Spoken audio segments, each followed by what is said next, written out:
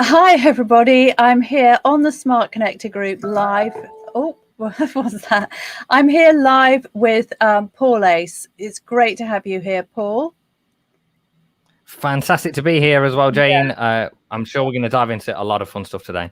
Yeah. So Paul's an expert in conversational commerce. I actually recently interviewed Paul for my podcast, and what he told me simply blew me away, because Paul works mostly for seven-figure course creators who are really looking for ways to amplify their results. In fact, his business amplifyc.com, that is exactly what you do, isn't it, Paul?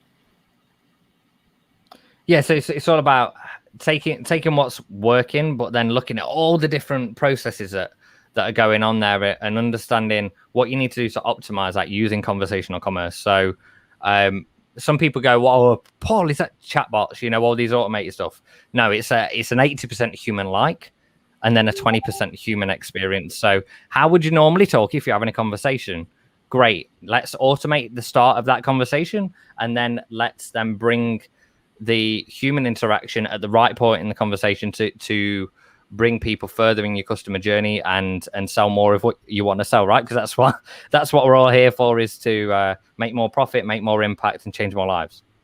Exactly. So I think the most important thing is really just to get for people to get a clear understanding of actually how conversational commerce works, because I think it's a new phrase to me. It's something that, unlike landing pages or email marketing or all of those other phrases that we're used to hearing, I've never actually heard of it before. So you started by talking about how you automate the beginning of the process and then you bring the human touch to it. So could you just elaborate on that? Sure. Is there a possibility for me to share my screen as well, or not? Yeah, I think so, Dan. Yeah. There's the magic button. Yeah. Yeah. There we go. Yeah. Feel free. Yeah. Okie dokie. So there's. So can we see the screen? I think we should be able to see the screen. Add the stream. There we go. Oh, hang on a sec. What's happened here? There we are. Wow, we've got some magic going on. I love this. I love it. Right. So just to the first thing to note is there's 9 steps to go through if you want to amplify your business to 7 figures. And they go in 3 phases. So the first stage is diagnose, then optimize, and then scale. So just kind of think of it like, when you go to the doctor, you start off and you need to diagnose what the problem is, because otherwise you're never going to prescribe the right solution. If someone just comes in and says, I hurt, you're never going to actually find out, well, what hurts, where exactly, how long has it been happening, and so on and so forth. So this first stage is all about diagnosing where the problem is and finding the best solution. So the first stage is mapping. Now, I want you to imagine right now you're on a desert island and you're trying to get to the top of the mountain, because at the top of the mountain, that's where the treasure is. But without a map, you're just going to be wandering around aimlessly all day and trying to get to where you want to go, which doesn't really work out, right? So what we look at, and Jane, as you were saying before, so how does this human-like experience work? Well, at the start, we look at what are you already having conversations with. So, are you communicating with that person from through each stage of the sales funnel? Are you just using email? Are you using SMS as well? Are you using Messenger? Right. So how can you start to have conversations at each stage of your customer journey? So just think about that for a second. So when someone comes into your world, let's say they download a free lead magnet, let's say they buy the first product on your list, so to speak, then what happens there? Do they just get an email saying, hey, thanks very much for purchasing, and then you try and upsell them on something else? Or do you actually build any rapport at that stage? Do you add personality in there? Do you start to have a conversation with those people? So at the mapping stage, if you're not doing this right now, go and take your whole sales funnel and write it out. You can use something, if you're on a budget, you can use something called draw.io. It's totally free. It's made by Google, and you can map out each stage of the journey. If you've got a bit more of a budget, then use something like Funnelytics, And then as we do that stage, then draw each stage of the funnel. And then every email that comes off that, every SMS that's coming off that, every voicemail drop or every video message, every single part that's going on in the customer journey to understand like where.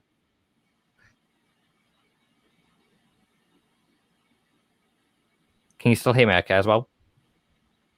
Yeah, well, I can. I think you froze for a moment there, Paul. Dan, did you hear?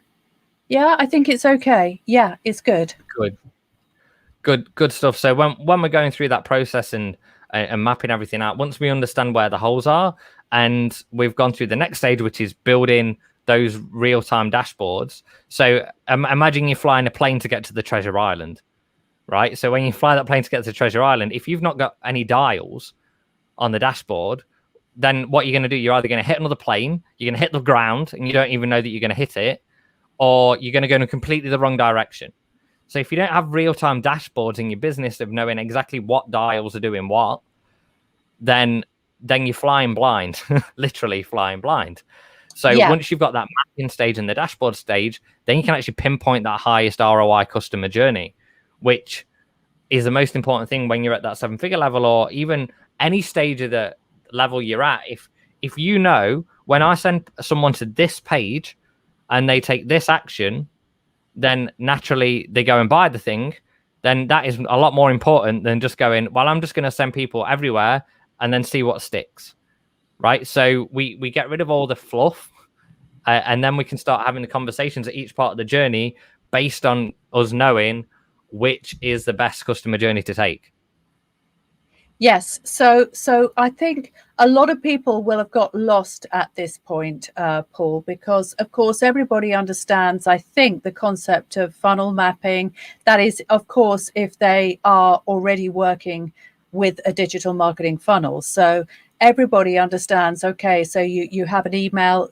Email's the most basic form of marketing. If you mix in some messenger messages and then some text messages, then you start communicating with people in different ways. So we understand that. But when you talk about the dials and about the plane and all of that, I think maybe for some people that be, well, I don't really understand what that really means. So, I mean, I understand it. Break that down a little bit more. Yeah. So let's break that down in a more simple way. So the most important things to know when you go in, when you're building anything, is like what are the numbers, right? So you think about your business. What are your key numbers? So what do you need to know? How many people, if you get 10 people on a sales call, how many of those turn into customers? If you get 10 people to your landing page, how many of those turn into buyers? And so on and so forth. So if you don't know those numbers in real time, then you're flying blind.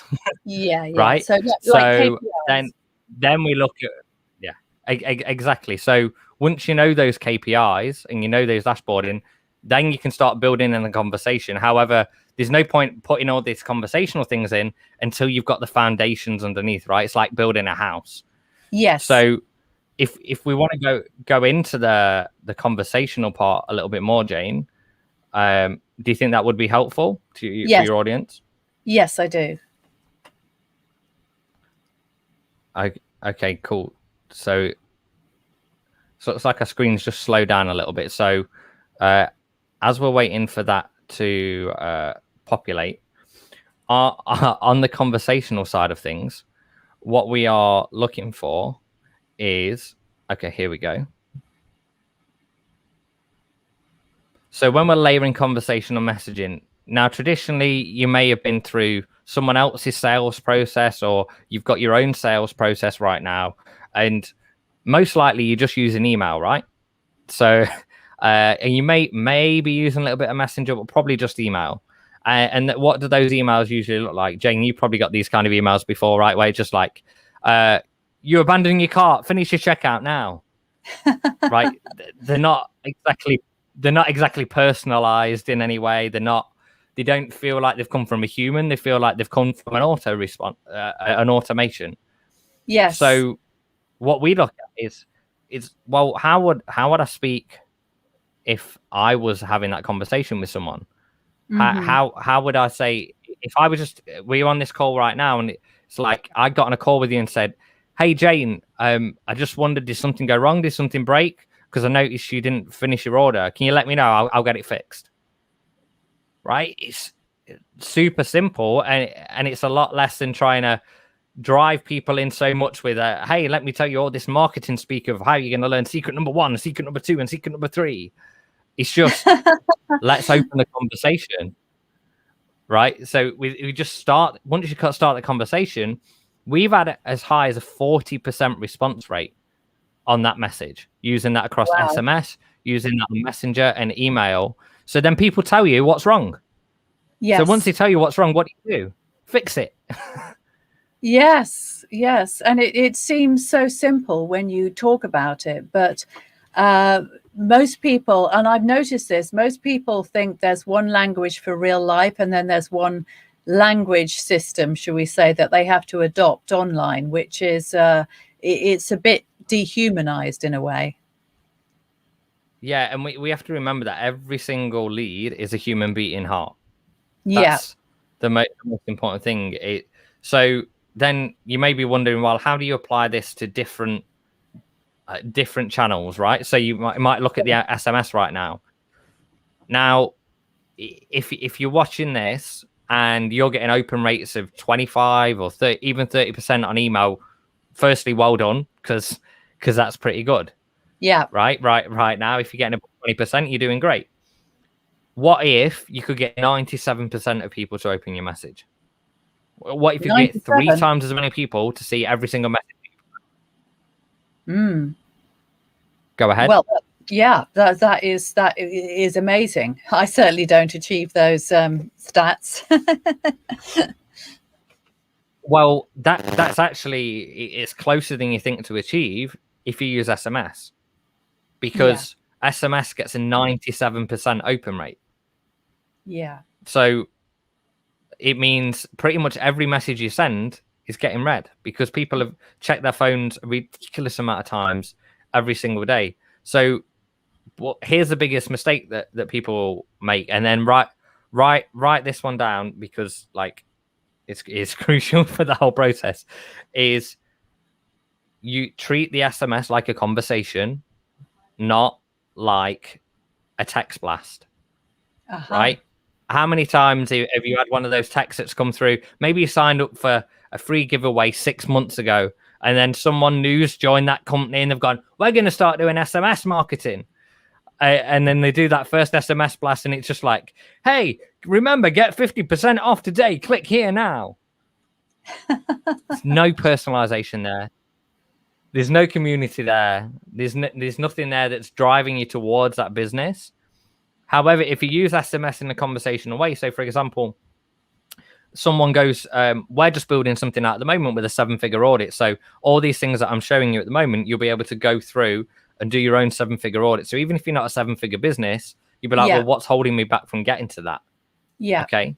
So as we're building that, when someone signs up for that, what's the first thing that happens? Well, it collects a phone number and then sends them a message to say, hey, I noticed this was your score. Yeah. So I noticed this was your score. Congratulations. I'd love to chat with you more about it. Or it could just be like, hey, notice this was your score. What business are you in? Right? There's loads of different angles that we can go at, but all we're looking for is a reply. Because as soon as you get a reply, then you can start a conversation. Yes. Right? So once we start that conversation, then we can guide some. But if you don't get a response from someone, how do you know what they're thinking? It's like talking to a brick wall. It doesn't really. It's not going to be very effective. So then you start applying the same principles to Messenger, voicemail drops, personalized images, and it can really guide people towards a sale, because you find out what they want, what they don't want, why they haven't already got it, and then guide them to the sale. Yes.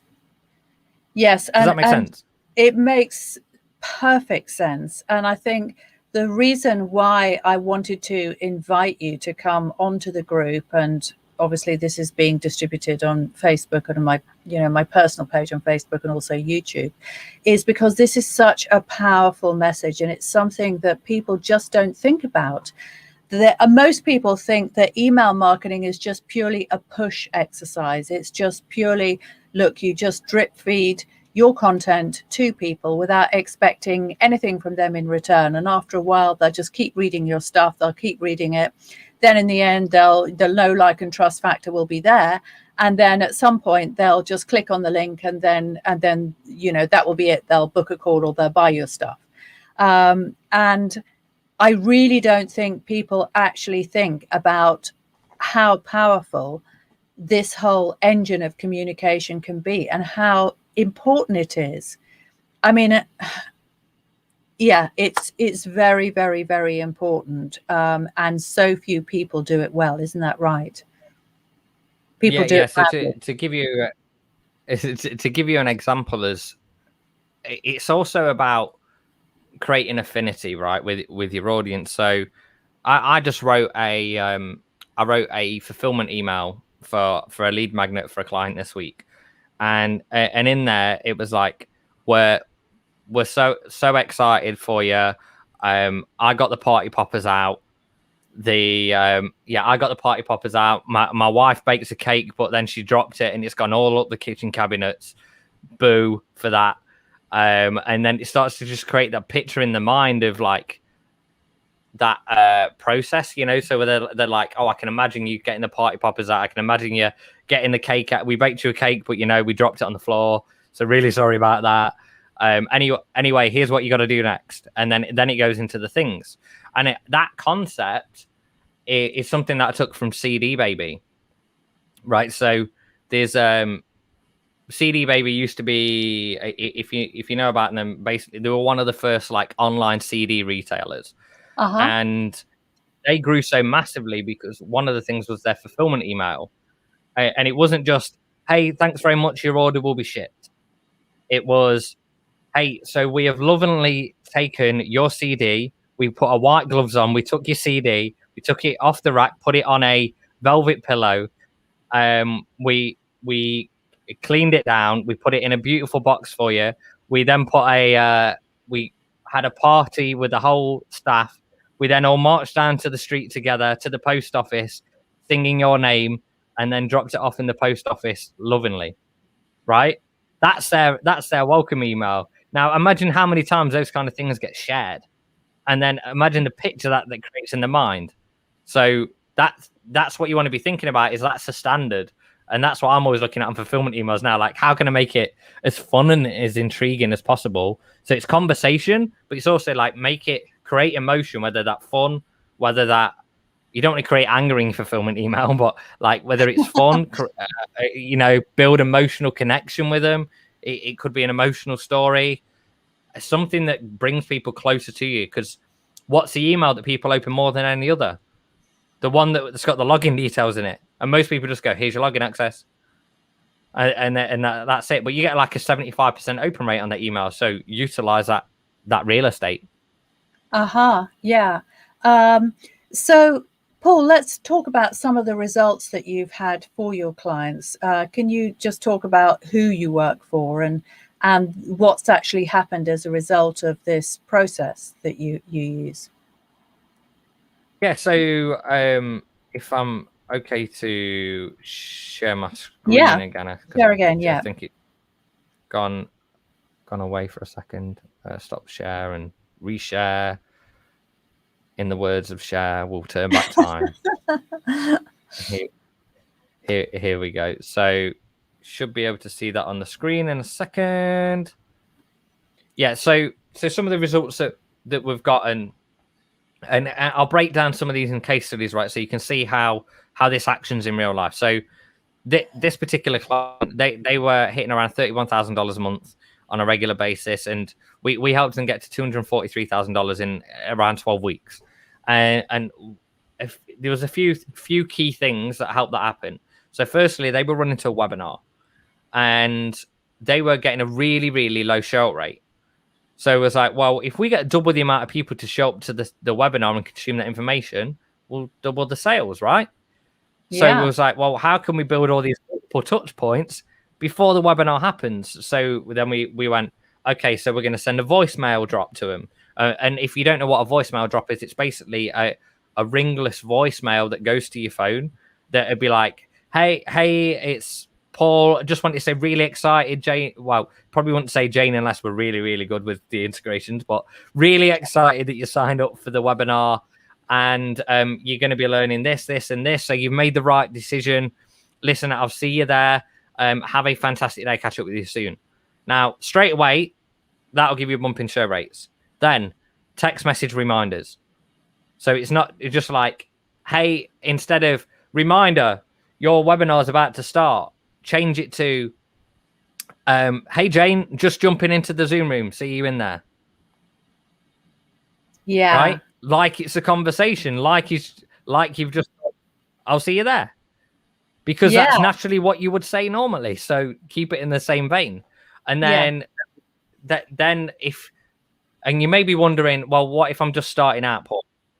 This sounds like a lot of automation and things to put together. Well, what if you sign up for something like Bonjoro, right? And you're struggling to get traction on your webinar at the moment.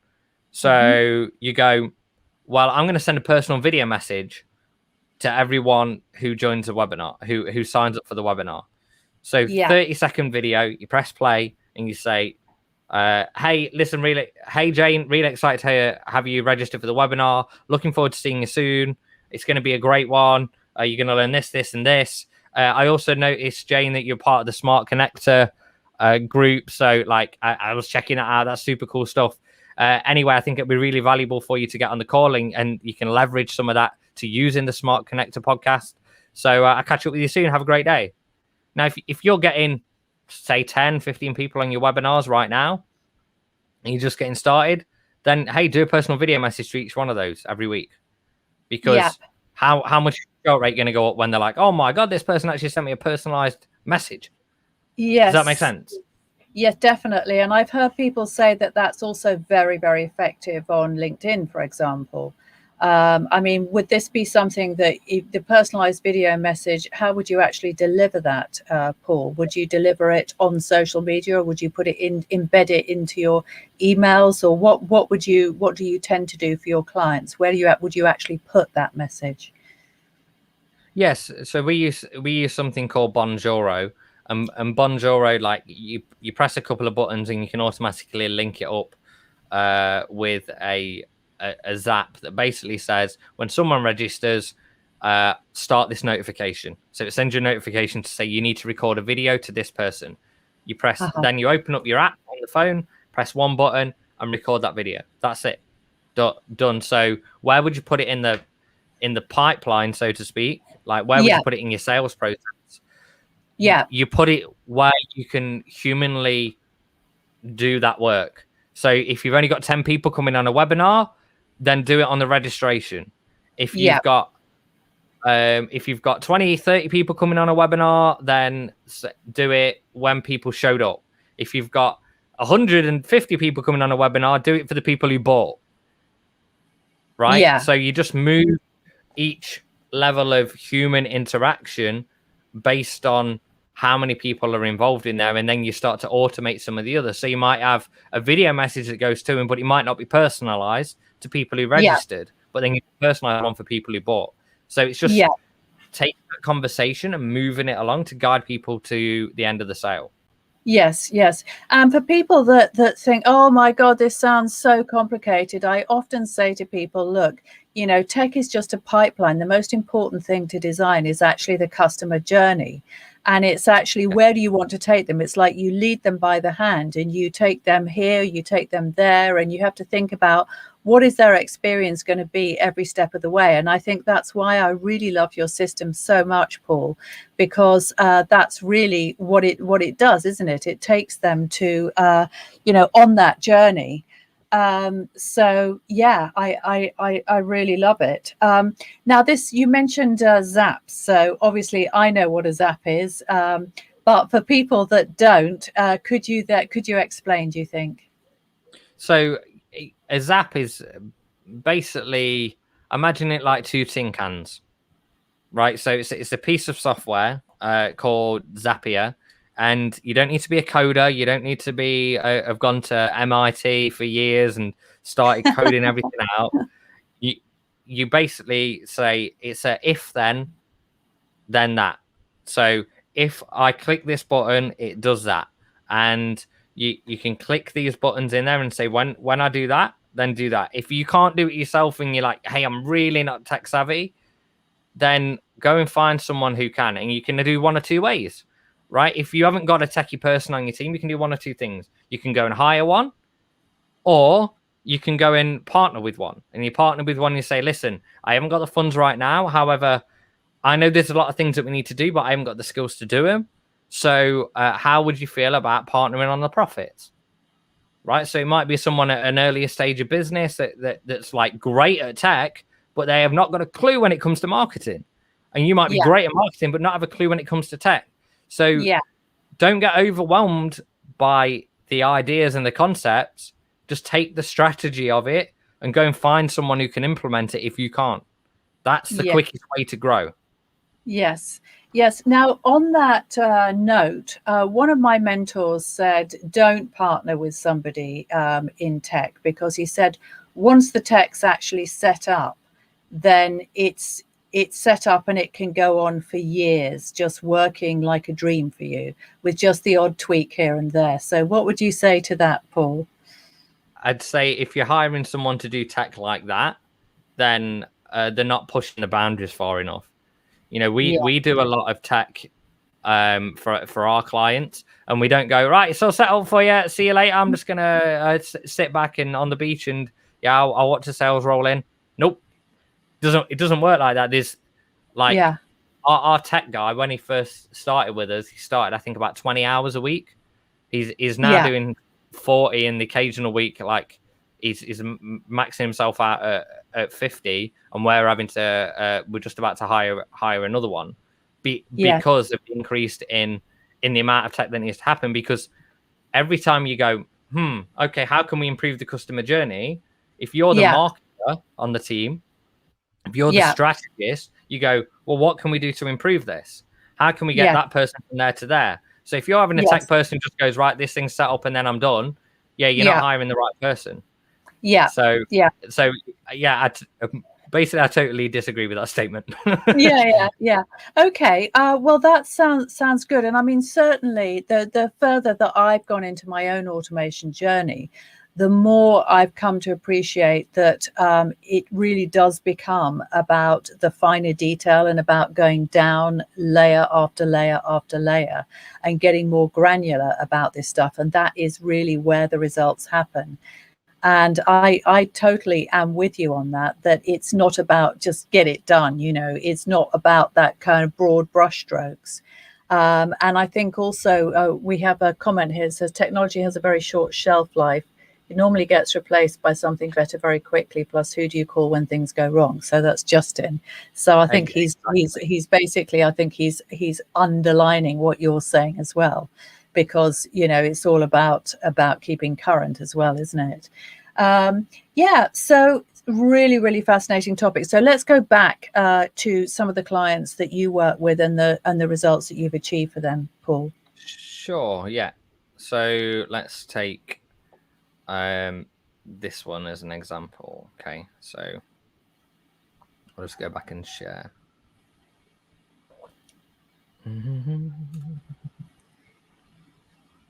There we go. It should be popping up. Okay, so this particular client, they've been doing a lot of live challenges, and when they came to us, they said, "Do you know what, Paul? We're just burnt out from doing these live challenges. We're doing them every quarter. We've got this feast and famine going on as well. So if you're doing your business right now, maybe you're doing live challenges, maybe you're doing launches or something like that." And you know how much work's involved with that, right? Everyone gets, do launches because you make loads of money, and it's like. And also like you don't sleep for about 4 weeks, so it's up to you where you want to go with that. So it was like we'd love to make things evergreen, but we just don't know how, because you lose the human touch. right? So we know the reason live challenges work is because they have that human interaction with us. They're watching the videos every day, they're commenting the live chat, and so on and so forth. Yeah. So we were like, okay, let's look at how we can take that process, that challenge process, and turn it evergreen.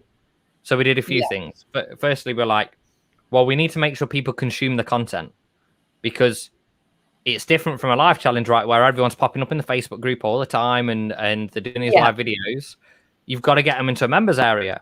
So we were like, well, we'll check in with them every day. So we created this SMS process that checks in with them each day of the challenge to say, hey, it's ready for day 2, ready for day 3 in a conversational way.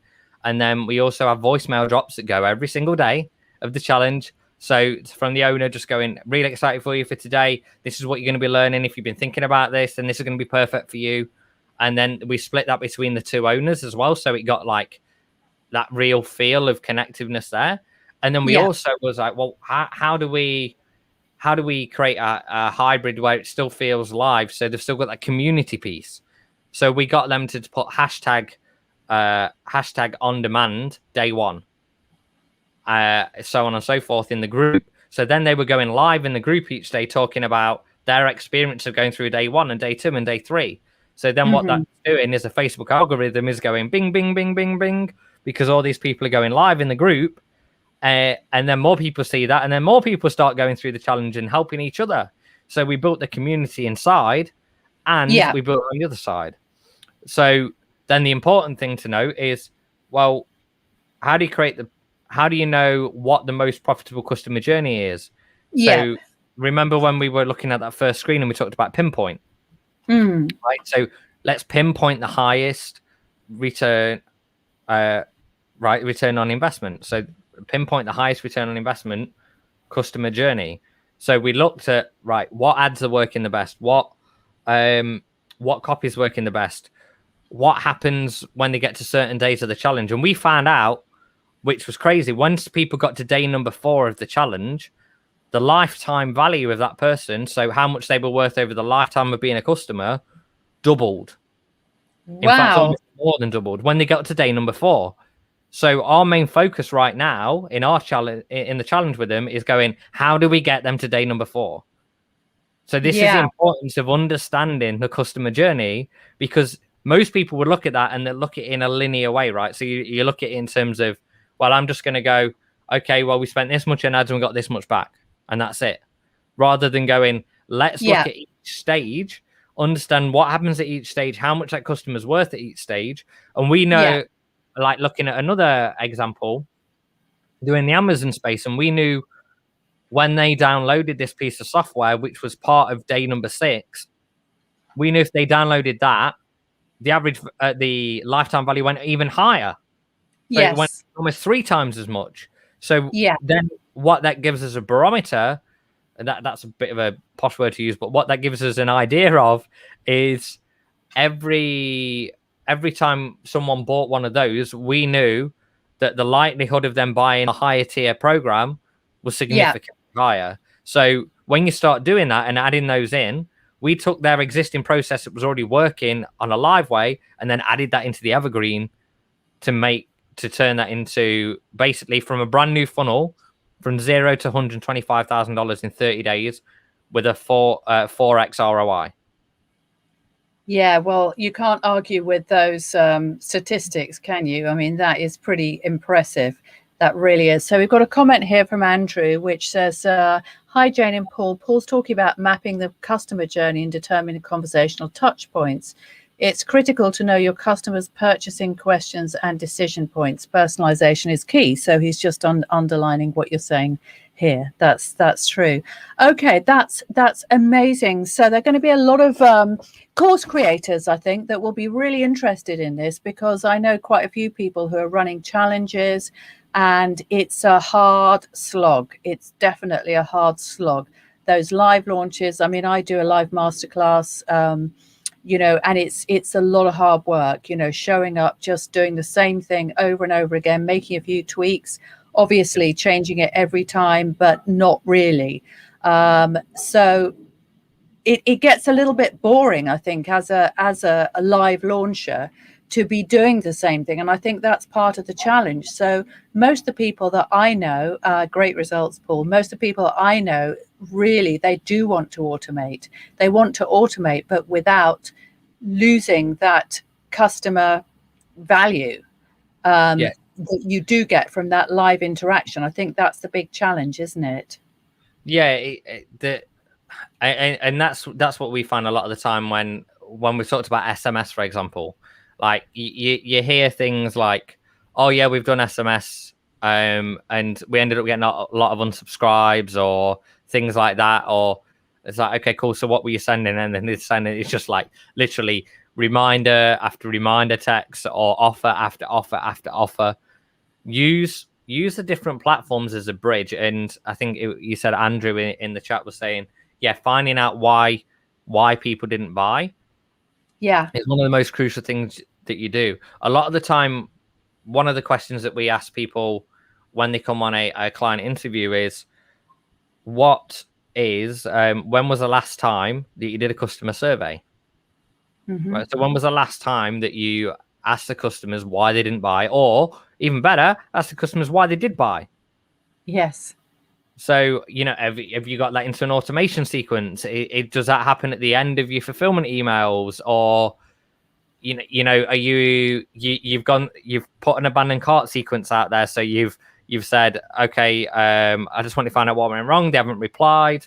You've gone, hey, what about if I give you this bonus as well? They still haven't replied. You've tried everything, and then at the end of it, you're like, okay, well, you haven't bought, so there's obviously a reason why.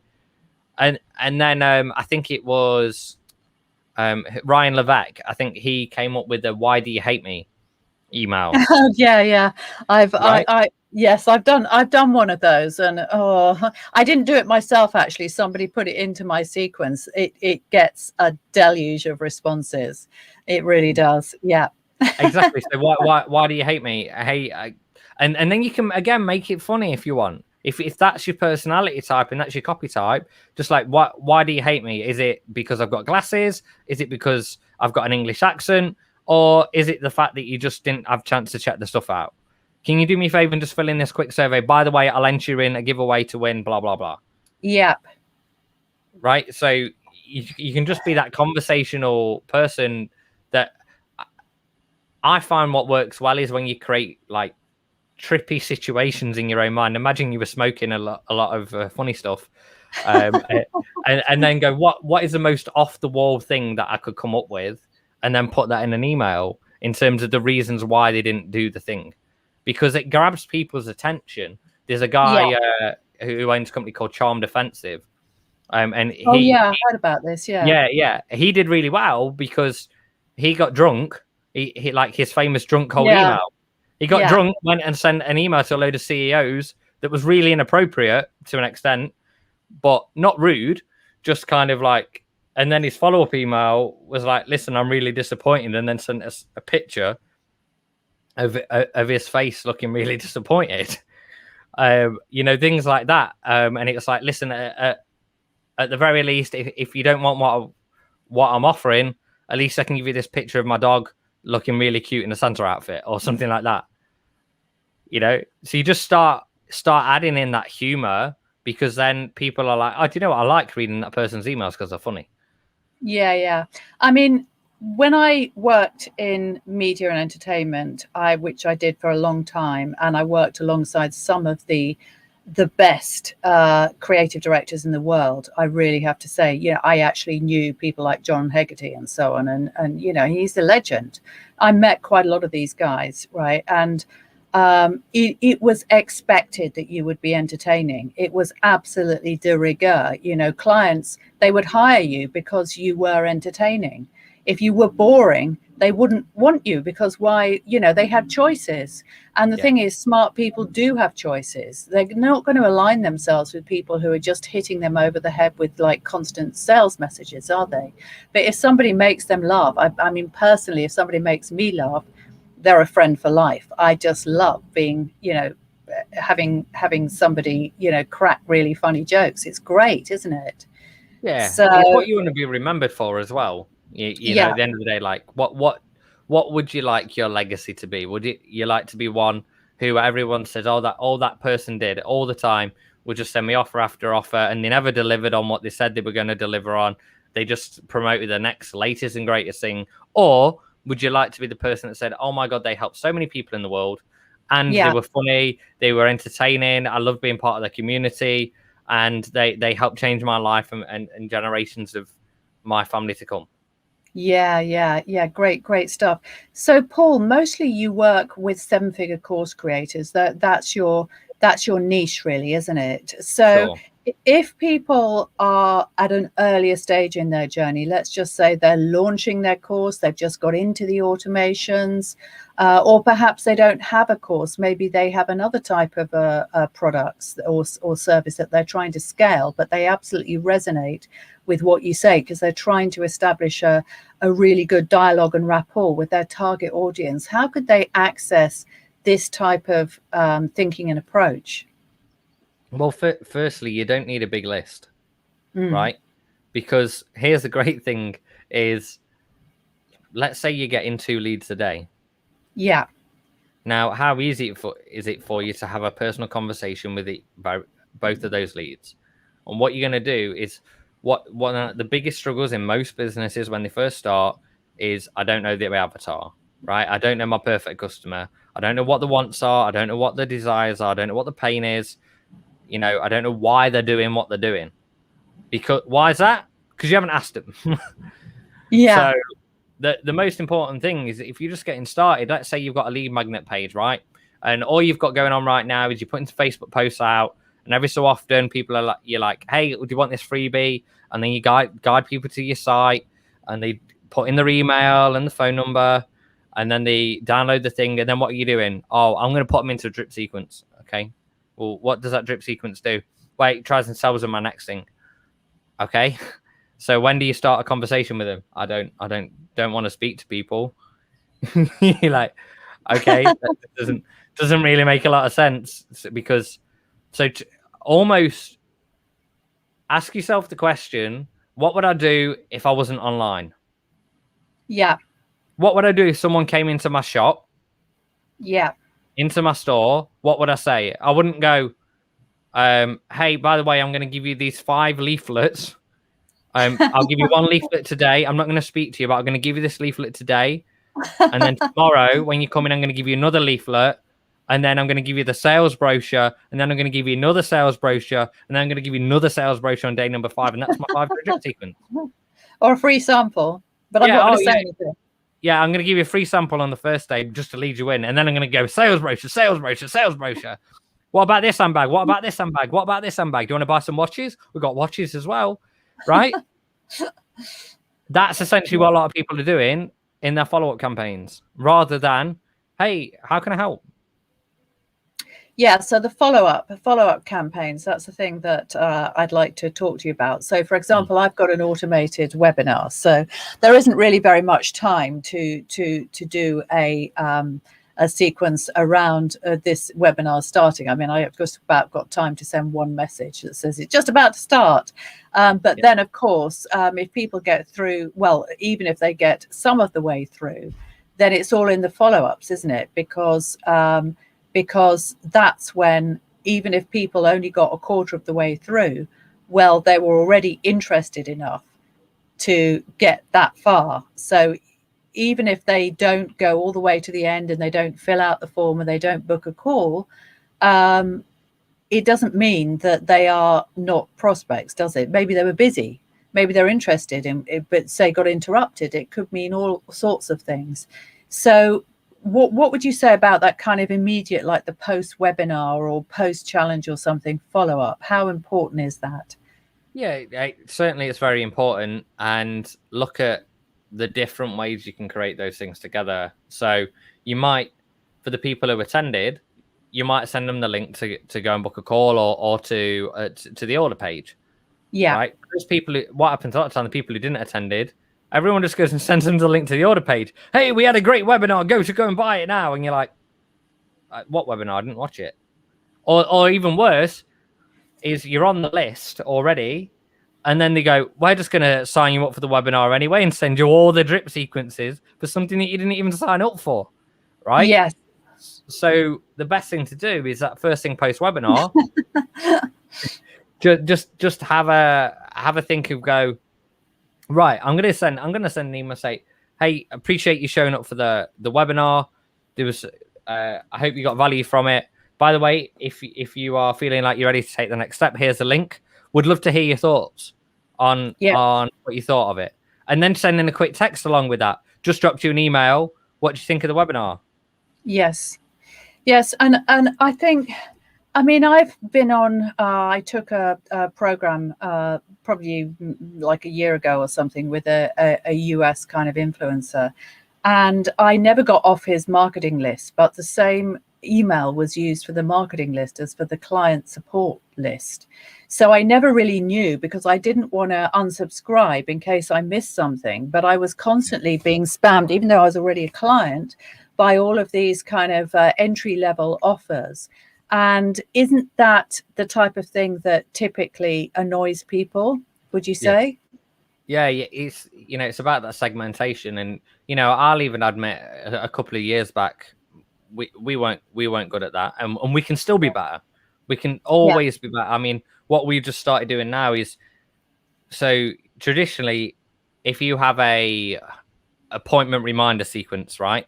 So before someone comes on a call, most people would have, hey, just a reminder, your call's coming up in 24 hours. Just a reminder, your call's coming up in, I mean, if you're lucky, your call's coming up in 1 hour, and then your call's starting now. That's it.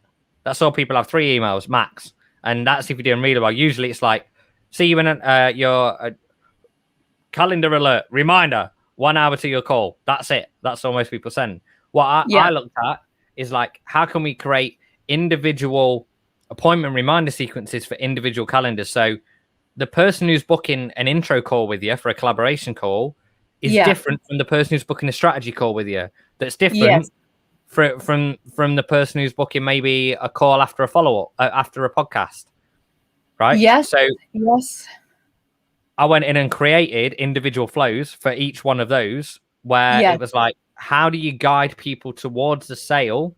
Yeah. And the most important word, and probably one of the most underutilized words in marketing, is pre-framing.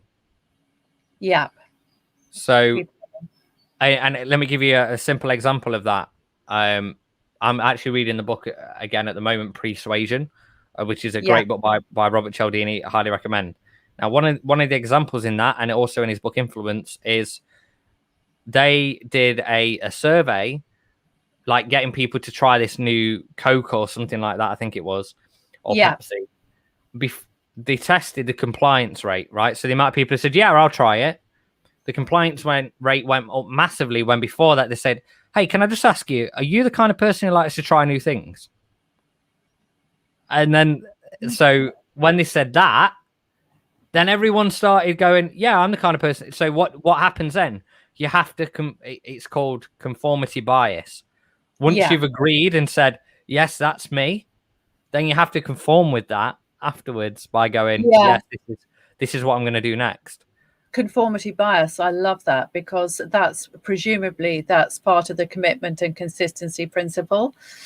Yes, I would imagine. I love that book. I know all those principles. They're just amazing. They're just timeless. So actually getting people to commit to something, that's clever. That's really smart, isn't it? I love that. Yeah. Following those principles along. So if you look, for example, before you get someone on a call, like give them behavioral, and I learned this phrase from my mentor, and he calls it behavioral tasking. Okay. Right. The more someone, like, have you ever, you've probably done a job in the past, and it might have been a DIY thing or something, and you started it and you were like, why did I start this? I shouldn't have done this. I should have got an expert to do it, or something like that. And then you keep going with it, and the further you get into it, the harder it gets.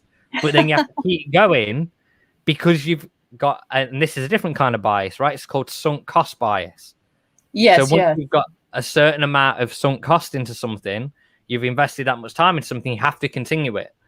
Yeah. So when you do that with behavioral tasking, where, for example, before someone gets on a call with me, I'll say, hey, watch this video on our site that'll explain, it's important that you watch this video before you get on the call so we can have the most effective conversation. Yeah. So by the time they get on the call, they're not just going, so what do you do? Yes. They're saying, oh, okay, cool. I watched the video. I understand the process. I saw all the testimonials. I've seen the people that you worked with. Great. So, yeah, do you want to make a whole bunch of profit together? And they're like, yeah, great. Cool. Let's sort out the numbers. Yes. Takes out all the other faff. You're not trying to convince them on the call because you've already persuaded before they've got on the call. Yes. And I often say this to my mentees. I say, look, the whole purpose of actually creating automated assets and going on this automated journey, as opposed to just, reaching out and DMing, sliding into people's DMs on social media, as everybody does, is that, really you are trying to get to a place where people are coming to you as a really keen buyer, as opposed to just somebody that you're trying to sell to, because then you can short circuit that whole process and it almost comes like, yeah, that's great. I want what you do. How much is it? And when can we start?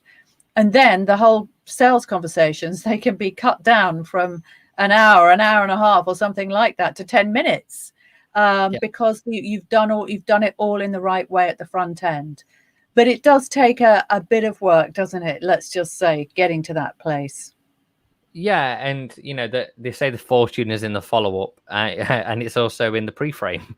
So the combination of those two, it goes back to the first thing we talked about. It, like you're saying, people may not have understood it straight away, but now maybe as you're watching this, you're starting to go, oh, okay, that's starting to click now. I can see why that was so important, because if I don't understand the customer journey at every stage, then how can I guide people towards that sales conversation and then guide them to the sale in a conversational way that they actually enjoy? People don't like being sold to. They love to buy things. They do, yes. Create a situation where they love to buy rather than they feel like they're being sold to. Yes, exactly. Now, we are talking here about automated systems. We're not talking about social media or, for example, LinkedIn or Facebook or anything like that. This is when you've got people out of that social media world and into your own world. But does this actually work on social media platforms as well? Do you ever combine the conversational methods that you're using on automated platforms with social media as well? Yeah, so there's some different examples. Some of that automation we do a little bit more manually on social media, just because you have got the capacity to be able to do those kind of automation. So one of the things that we did as a team is we recorded a birthday message, right? So I recorded a message at the start, generic kind of, hey, it's your birthday today. Just wanted to say, and then it shows all our team on the screen and says happy birthday all at the same time. It said, just to say thank you, we wanted to give you this special message. And then I went and sourced a cappella guy who recorded a birthday message for that person. But it's like, it's wide enough as it's generic enough, right? So I can send it to everyone. And then what happens every day, I have a VA on our team that goes and finds all the birthdays that are today that have some kind of relation to what we do, right? So anyone who's in marketing, sales, coaches, anything like that, and they go into the DMs in my account and then send them a birthday message. And the amount of love that you get from that, because they're like, oh, wow, thank you for thinking of me. But we created that as a system that's then personalized. Now, is there any call to action there? No. Is there any ask whatsoever? Nope, nothing. Because it's something, those kind of things are those wow parts that when it comes 12 months down the line, when they're like, I need someone to help me. Like, I've hit 7 figures now. I remember when that guy sent me a birthday message. In fact, he sent me the one for the last 3 years, right? When you start doing that on a regular basis over and over again, those kind of things then become things that people then refer you naturally, because like, if that's the level of service you offer without even asking for anything in return, imagine what it's like to work with them. Yeah. And as you said, that sets the tone, doesn't it, for the relationship? So many people just, their very first message they send on LinkedIn is basically a pitch, and nobody likes that, because it happens all the time, doesn't it? Most people, if you speak to them about it, they say, well, I get pitched like maybe 12 times a day. I just go, and people get very, very, very burnt out by it, don't they? Very weary. By the way, I tested it. I hired an outsourced team to go onto LinkedIn to find our perfect customer, to do their process with automation. I won't say the name of the company. However, the results were terrible. Right? Yeah. They guaranteed 15 bookings a month. We got 2. And those 2 bookings were absolute beginners. Right. Because the right prospects will not respond to that. The right prospects will respond to, hey, I went onto your LinkedIn profile. So here's the thing, automation wise, let's say it's LinkedIn, for example, you could go onto someone's profile and train this as an SOP, record it as a standard operating procedure. You record a video for someone on the team to go and do that reach out, but they do it in a personalized way. So it's like, hey, I noticed you were in this company. Then they scroll down, they look at the recent activity, they look at a blog post that they've just created. Just wanted to reach out and say, like, that blog post that you just created on there, epic. That point in particular, I picked out. We're going to be using that in the business. At the very least, they're going to respond and say, thanks very much. And at that point, what have you done? All you're looking for is to start a conversation. I've probably said that multiple times on this. Just start the conversation. Get someone to respond. What can you do to get them to trigger a response in a positive way? So don't go, hey, I think you're an absolute idiot. Because, you'll get a response, but probably not the kind of response you want. Okay. All right.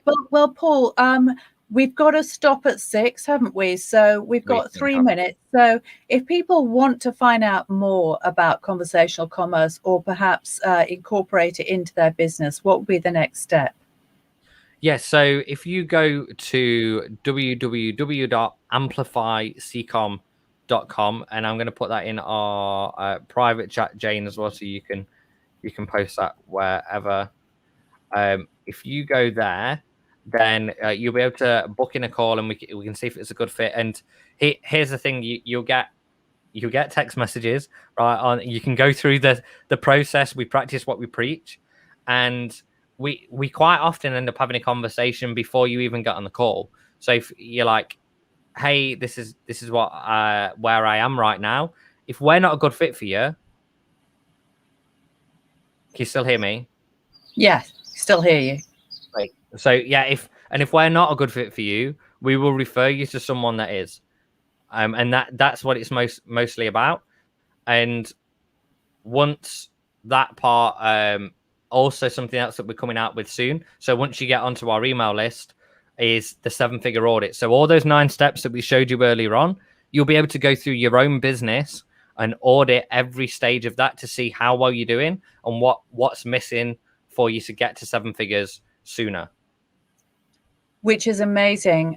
So how can people get that again, Paul? Is that something that you will give them if they book a call, or? Sure. So if you go to amplifyccom.com, go ahead and book a call. Once you're on the list, as soon as that 7-figure audit launches, we will also be sending that out to everyone on the list so they can go through that. Yeah, that sounds great. All right. Well, look, it honestly, it is like 7:59. It's my eyes. I'm thinking, hang on a sec. Say it again, Paul. For some reason, I lost the audio there. I think I said everything. It's just breaking up a little, Jane. Right. Okay. Well, listen, it's been an absolute pleasure. And I think the podcast between us is coming out in the next week or 2 as well. So if you want to find out more about this topic, if it interests you, then make sure you head on over to the Smart Connector podcast. We will, of course, notify you when the interview comes out. But it's been great to have you here. Just a quick comment before we go from Alex, who says automating human behavior is a continuous trial and error process. What works today may not work tomorrow. What works with someone may not work for another, but everything's worth experimenting with. Great conversation, Jane and Paul. Thank you, Alex. Okay, well, Yeah. Well, thank you so much for taking the time to come on the group tonight, Paul. It's just been such a pleasure to have you here. I love this topic. I'm totally up for it. And I'm sure that you're going to get a lot of people who are very, very interested in what you do and want to book that call with you and find out more. So thanks a lot and have a great evening. Fantastic, Jay. It's been a pleasure. Speak soon. Bye-bye.